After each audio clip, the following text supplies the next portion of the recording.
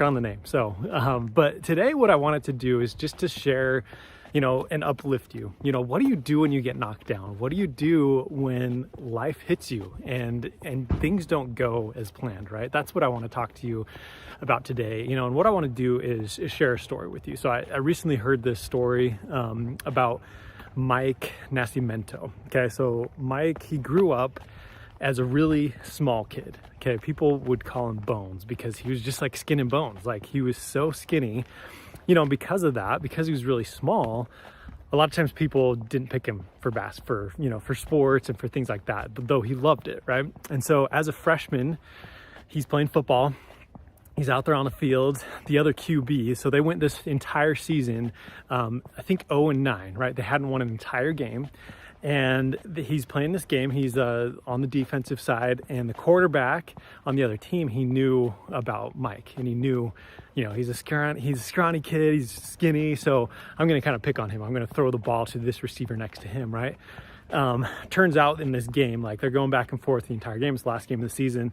And it turns out that it's 0-0. No one can score, two kind of crappy teams playing each other, but no one's scoring, right? And so finally, this QB's kind of, again, kind of picking on Mike.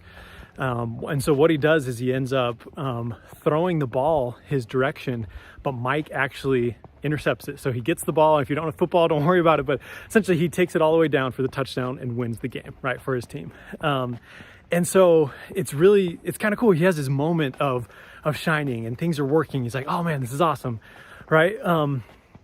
Then something crazy happens, right? So his family is actually in their car at night, and there's a drunk driver that ends up running into him, right? And everyone in the car is actually fine, but except for Mike. So Mike ends up he broke his back. And so there are several vertebrae that were broken. He ended up having to get surgery like that. And, basically all the doctors like, there's no way that you're going to play football again, right? It's just, there's no way you can like even recover from this. Like, and this was his whole world. Like, he wanted to play football. This was the thing that he loved, right? And so it was really tough, but he was really determined that he was going to do something about it, that he was going to prove them wrong. He's going to get back into football and get to play, right?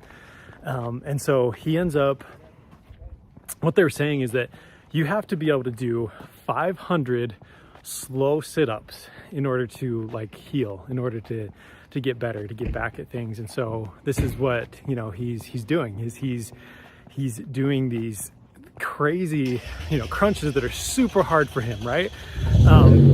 500 for most people, sorry about the noise, but is quite a bit, right? But he has to do that, and you can imagine just how difficult that would be on the back, right? That's totally broken, and obviously had surgery and everything like that. But the doctor's like, again, we're gonna fix this, but there's no way you can play football.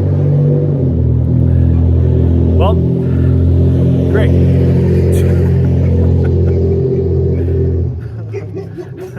Well, let's get all the noise out, right? Guess I can just edit this out, right? Okay. Right, and so Mike is told that he has to do these 500 sit-ups in order to heal, in order to show that he can do that. And again, no one believes that he can go and do it. But what was he thinking? Like, he really believed, like, what pushed him to get through this hard time, right? No one else believed that he could actually do it. But for him, it was his vision of the future, right? It was looking at the future. Oh my gosh. Ridiculous. Seriously, so dumb. Golly.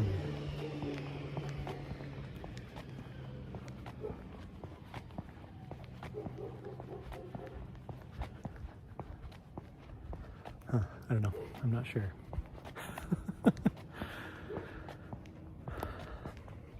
All right, well, we had a couple interruptions there. But so the thing is that, the doctors are just saying that there's no way you're going to be able to play football again. Like, it's just like, we're going to heal you. We're going to get your back, but playing football, like that's just not going to happen, right? It's too much on your back. It's too much for you to like recover from, right? Like, and so what's interesting though, right, is Mike has a different idea. He believes that he can get back. He believes that he can get himself back into playing football. And so he does everything that he can, right? The doctors are saying, well, you have to do 500 slow push-ups, and he does more, right? Anytime they gave him anything to do, he would always push for more, right? Now think about this and how is that for you, right? When things are difficult, when things are hard, how do you get past that, right? Well, what did Mike do? He looked at his future. He looked past where he was at right now, and he went out and got that, right? He wanted to get back to play football, and he was so determined to do that. So that's what he focused on. He didn't focus on the things that he couldn't do right now, right? And that's something that can be difficult for all of us, is when we have something that's difficult, it can be easy to focus on that. And then we keep focusing on that and we keep thinking how we can't do it, right? But this is how Mike was able to overcome it, is he was able to look at where does he want to go and then actually make it happen, right? That's what he was doing. Okay, I want to make this happen. This is where I want to go. So that means that I can do it, right?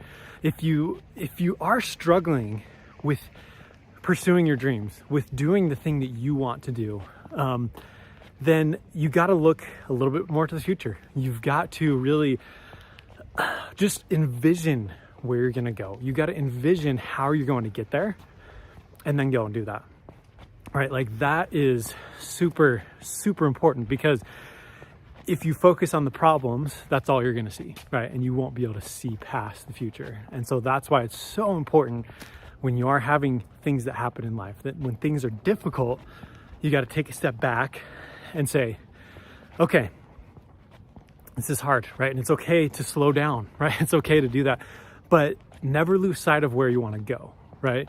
So back to Mike. So Mike ends up, playing in high school, and then he was able to even play in college. He was on special teams, and he had this one tackle in college, of his dream school that he wanted to go to. But he was able to do it, right? He was able to do that. And you think about how everybody just said, no, you can't do it. Doctors told him. I'm sure he had friends and family like, Mike, it's okay. You're alive. That's a blessing, right? And that's sometimes maybe people will say that to you, or maybe you'll think that yourself. I'm just blessed because of this. And it's true, you are. But that shouldn't be an excuse to go and make it happen, right? To go and actually do that. And so that's really what I wanted to share with you today, is some inspiration, some hope that you can do this. You can get past your current issues. And, maybe you're not struggling right now, but you'll probably have times when it's going to be difficult.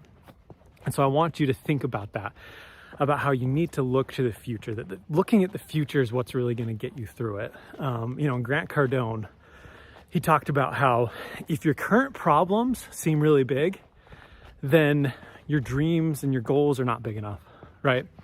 So just think about that for a second. Like if your problems, if they just seem so big, then where you're going isn't big enough, right?